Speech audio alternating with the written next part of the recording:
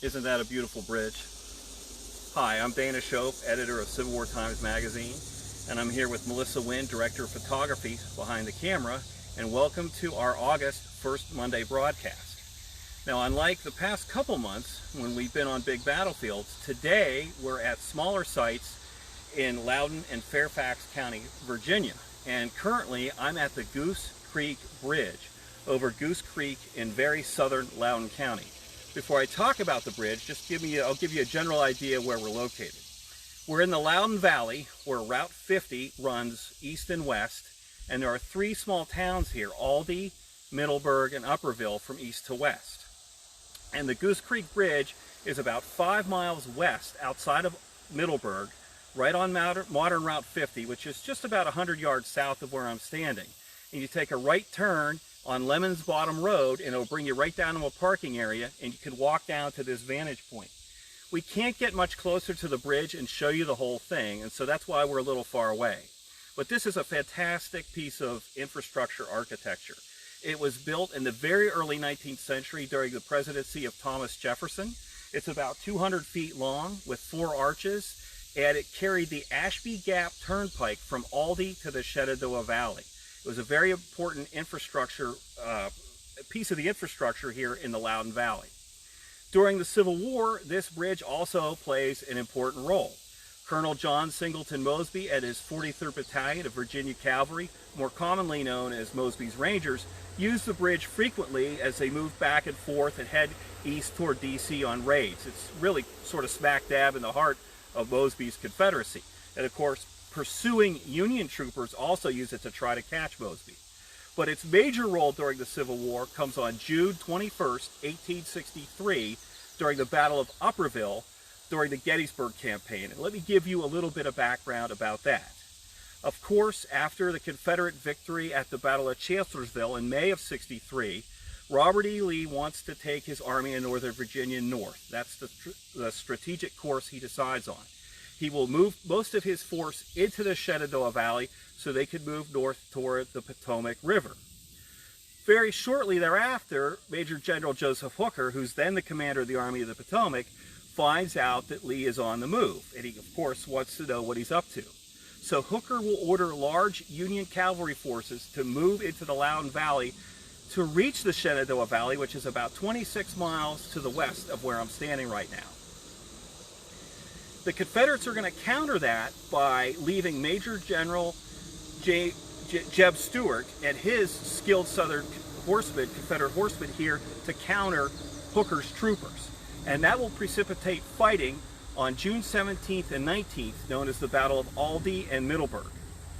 During those engagements, Stuart's troopers skillfully prevent the Union troopers from breaking through the Confederate cavalry screen. The frustrated Union commander will call for infantry reinforcement, and Colonel Strong Vincent's brigade of the 5th Corps is sent to help the Union troopers. Vincent's brigade consists of the 44th New York, 83rd Pennsylvania, the 16th Michigan, and the 20th Maine. And of course, it's going to go on to achieve great fame in just about 10 or 11 days on Little Round Top at Gettysburg. But first, Vincent's brigade has a job to fulfill here. After a lull on June 20th, on June 21st, the fighting resumes in what is known as the Battle of Upperville, which is just a little bit to the west of this location. During that engagement, the Confederate troopers fight a fighting retreat and cross the bridge and establish horse artillery positions on the ridge just to the west of the bridge. 2 horse artillery batteries, Hart's and Mormon's Battery. On the ridge to the east of the bridge, you have Union cavalry, artillery, and Vincent's infantry brigade. The fighting here begins with a counter-battery artillery duel that lasts for about 2 hours. So imagine this narrow valley thumping and shaking with cannon fire as these two sides blast away at each other, the valley filling with smoke. At the end of that bombardment, the 4th New York Cavalry is ordered to charge across the bridge and take it, but it's blasted back by the Confederate horse artillery on those ridges.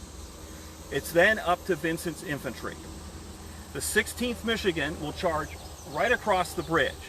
The 83rd Pennsylvania will come down the steep embankment, cross the rain-swollen Goose Creek, and cross the floodplain directly in front of the camera, with both Union regiments rushing up the slope, while the 44th New York and the 20th Maine remain in reserve.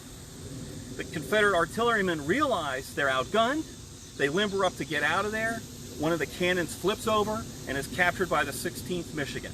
It's the first artillery piece that J.E.B. Stuart will lose during the war. Even though the Federals are successful here, Stuart is able to withdraw a few miles to the west, establish a new line, and once again, the Union troopers can't break through the screen put up by the skillful Confederate horsemen. By the time the fighting ends, here in the valley, Lee is able to pass out of the Shenandoah Valley to the west, and the Federal troopers are never able to break through the Confederate cavalry screen. And in just a few weeks, Strong Vincent, and a few days, I should say, excuse me, Strong Vincent and the 16th Michigan are going to have another appointment with Destiny on Little Round Top. The 16th Michigan will be on the right of Vincent's brigade, and as the Confederate attack forces up the slope, the 16th begins to break.